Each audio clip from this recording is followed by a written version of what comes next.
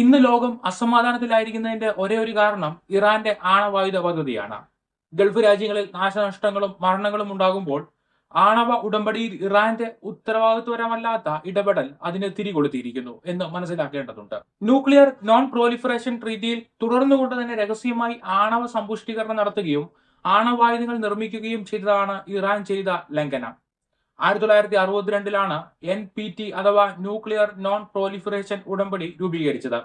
1970 മുതൽ അത് നിലവിൽ വന്നു. ആണവായുധങ്ങൾ ഇനിയും ഉൽപാദനം നടത്താതെ നോക്കുക, ആണവോർജം സമാധാനപരമായ കാര്യങ്ങൾക്ക് ഉപയോഗിക്കുക, ആണവായുധങ്ങൾ പൂർണ്ണമായി ഇല്ലാതാക്കുക എന്ന ലക്ഷ്യങ്ങളാണ് ഈ ഉടമ്പടിക്ക് ഉള്ളത്. രണ്ട് വിഭാഗങ്ങളായി രാജ്യങ്ങളെ ഉടമ്പടിയിൽ തിരിക്കുന്നുണ്ട്. ഒന്ന്, 1967 മുൻപ് ആണവായുധമുള്ള രാജ്യങ്ങൾ. രണ്ട്, ആണവായുധം കൈവശമില്ലാത്ത രാജ്യങ്ങൾ. NPTയിലെ രേഖയനുസരിച്ച് 5 രാജ്യങ്ങൾക്കാണ് ഔദ്യോഗികമായി ആണവായുധങ്ങൾ ഉള്ളത്.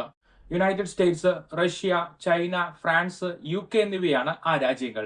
ഈ രാജ്യങ്ങൾക്ക് ആണവായുധങ്ങൾ കൈവശം വയ്ക്കുവാൻ അനുവാദം ഉണ്ടെങ്കിലും അവയെല്ലാം നിരായുധീകരണം നടത്തണമെന്ന ഉടമ്പടിയിലുണ്ട്. മറ്റ് രാജ്യങ്ങളെല്ലാം ഈ ഉടമ്പടി പ്രകാരം ആണവായുധം വികസിപ്പിക്കുകയില്ല എന്നും അംഗീകരിച്ചു. ഈ NPT ഉടമ്പടിയിൽ നിന്ന് പല രാജ്യങ്ങളും അന്ന് വിട്ടുനിന്നു. അതിൽ തന്നെ പ്രധാന രാജ്യങ്ങൾ ഇന്ത്യയും പാകിസ്ഥാനും ഇസ്രായേലുമാണ്. അതുകൊണ്ട് തന്നെ 1967 ശേഷവും ഈ രാജ്യങ്ങൾ ആണവായുധങ്ങൾ വികസിപ്പിച്ചു. 1967 ഈ ഉടമ്പടിയിൽ ഒപ്പിട്ട ശേഷം പിന്മാറിയ ഒരു രാജ്യം ഉത്തര കൊറിയയാണ്. 2003 അവർ പിന്മാറിയത്. അതിനുശേഷം ഉത്തര കൊറിയ അവരുടെ ആണവായുധ പദ്ധതികൾ വികസിപ്പിക്കുകയും നിരവധി പരീക്ഷണങ്ങൾ നടത്തുകയും ചെയ്തു. എന്നാൽ ഇതുമൂലം നോർത്ത് കൊറിയയ്ക്ക് അനവധി സാമ്പത്തിക ഉപരോധങ്ങൾ നേരിടേണ്ടി വരുന്നുണ്ട്. ഭക്ഷണ സാധനങ്ങളും മരുന്നും ഒഴികെ മറ്റ് രാജ്യങ്ങളിലേക്കുള്ള കയറ്റുമതി ഇറക്കുമതി നടത്തുവാൻ നോർത്ത് കൊറിയയ്ക്ക് വിലക്കുണ്ട്. നോർത്ത് കൊറിയയെ ഡിപ്ലോമാറ്റിക്കായി ഒറ്റപ്പെടുത്തിയിരിക്കുന്നത് മൂലം നോർത്ത് കൊറിയയിലേക്ക് വിമാന സർവീസുകൾ ചൈനയിൽ നിന്നും റഷ്യയിൽ നിന്നും അല്ലാതെ മറ്റൊരിടത്തു നിന്നുമില്ല. രാജ്യാന്തര വ്യാപാരം നടത്തുവാൻ കഴിയാതെ ഒരു തുരുത്തായി നോർത്ത് കൊറിയ മാറി. എന്നാൽ റഷ്യയുടെയും ചൈനയുടെയും സഹായം ഉള്ളതുകൊണ്ടാണ് നോർത്ത് കൊറിയയ്ക്ക് ഒരു പരിധിവരെ മുന്നോട്ട് പോകാൻ കഴിയുന്നത്. ഈ രാജ്യങ്ങളുടെ വഴിവിട്ട സഹായങ്ങൾ മൂലമാണ് ഇവർക്ക് എതിരായ നിലപാട് അമേരിക്കയ്ക്ക് എടുക്കേണ്ടി വരുന്നത്. അമേരിക്ക ഉൾപ്പെടെയുള്ള NPTയിൽ ഒപ്പിട്ട രാജ്യങ്ങൾക്ക് അവരുടെ ആണവായുധങ്ങൾ നിർവീര്യമാക്കണമെങ്കിൽ മറ്റ് രാജ്യങ്ങളും അത് വികസിപ്പിക്കുന്നില്ല എന്ന് ഉറപ്പുവരുത്തേണ്ടതുണ്ട്. എന്നാൽ ആ ഒരു ലക്ഷ്യത്തിന് തടസ്സം നൽകുന്നതാണ് ഈ രാജ്യങ്ങളുടെ നിസ്സഹകരണം.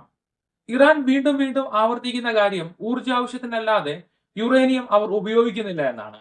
ഇറാന്റെ ഈ വാദം അംഗീകരിക്കുവാൻ അന്താരാഷ്ട്ര ആണവോർജ ഏജൻസി തയ്യാറുമാണ്. എന്നാൽ അവർക്ക് ഇറാന്റെ ആണവോർജ ശേഖരങ്ങളും പ്ലാന്റുകളും പരിശോധിക്കുവാൻ അവസരം നൽകേണ്ടതുണ്ട്. കഴിഞ്ഞ ചില വർഷങ്ങളായി ഈ ആണവോർജ ഏജൻസിയെ ഇറാൻ അവരുടെ പ്ലാന്റുകളിലേക്ക് പ്രവേശിക്കുവാൻ അനുവദിക്കുന്നില്ല.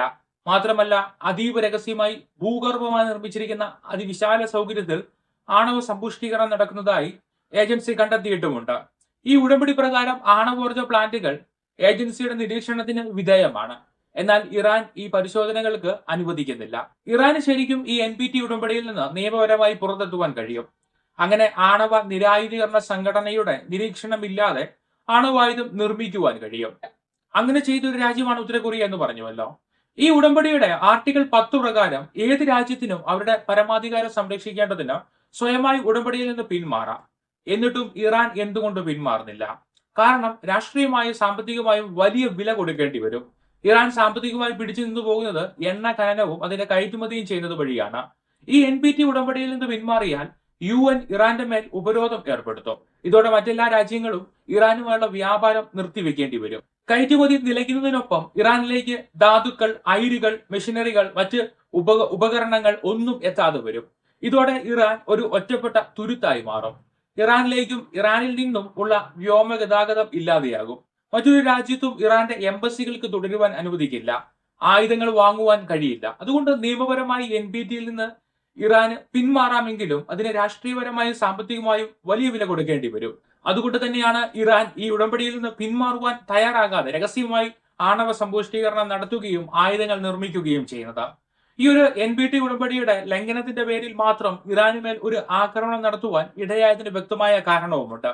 ലോകത്തിലെ ഭൂരിപക്ഷം രാജ്യങ്ങൾക്കും ഏതെങ്കിലും ഒരു തരത്തിൽ ശത്രു രാജ്യങ്ങളുണ്ട്. എന്നാൽ മറ്റൊരു രാജ്യത്തെ പൂർണ്ണമായി തുടച്ചു നീക്കുമെന്നത് പ്രഖ്യാപിത ലക്ഷ്യമായി പറഞ്ഞിട്ടുള്ള മറ്റൊരു രാജ്യമില്ല. ഇസ്രായേലിനെ ഭൂമുഖത്ത് നിന്ന് തുടച്ചു നീക്കുക ആണ് ആത്യന്തിക ലക്ഷ്യമെന്ന് ഇറാന്റെ നേതാവ് പലവട്ടം പറഞ്ഞു കഴിഞ്ഞു. അതിനായി അവർ 3 ഭീകര സംഘടനകളെ വളർത്തിയെടുത്തു. എന്നാൽ ഇസ്രായേൽ അവയെ ഏകദേശം പൂർണ്ണമായി ഇല്ലാതാക്കി കഴിഞ്ഞു.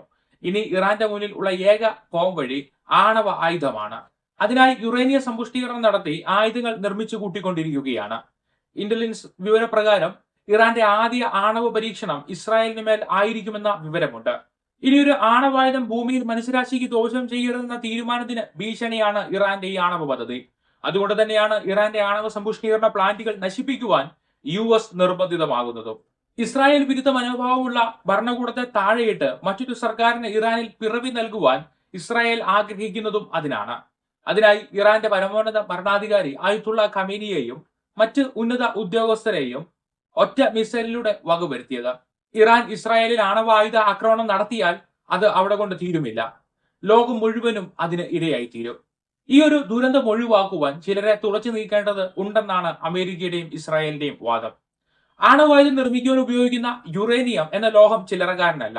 അതിനെക്കുറിച്ച് അടുത്ത വീഡിയോയിൽ നിങ്ങളുമായി പങ്കുവയ്ക്കുന്നുണ്ട്. ചാനൽ സബ്സ്ക്രൈബ് ചെയ്തിട്ടില്ലെങ്കിൽ ഇപ്പോൾ തന്നെ അത് ചെയ്യുക. ഇറാന് ഈ ലോകത്ത് മികച്ച ഒരു രാഷ്ട്രമാകാം, പക്ഷെ അവർ നിലപാട് മാറ്റേണ്ടതായുണ്ട്.